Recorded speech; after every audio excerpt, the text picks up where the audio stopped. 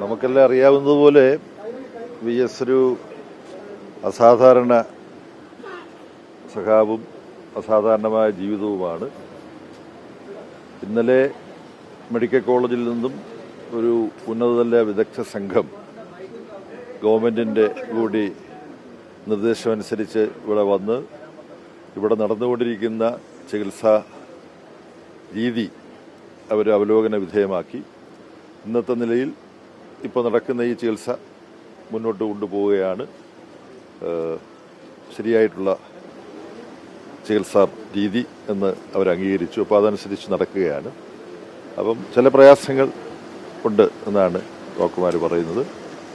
എന്നാൽ മുമ്പ് പ്രത്യേക തരത്തിലുള്ള ഡയാലിസിസ്,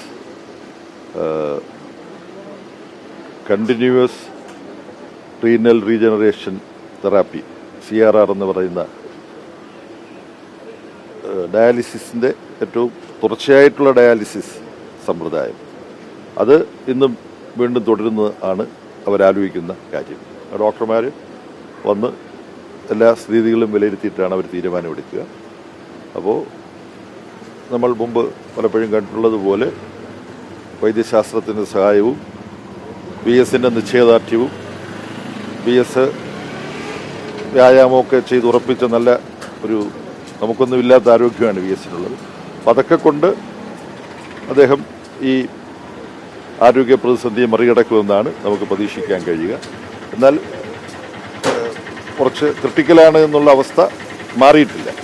മരുന്നിനോട് പ്രതികരിക്കുന്നുണ്ട്. അത് ഒരു വളരെ അനുകൂലമായിട്ടുള്ള ഒരു ഘടകമാണ്. ഇത്രയാണ് ഇപ്പോൾ പറയാൻ കഴിയുന്നത്.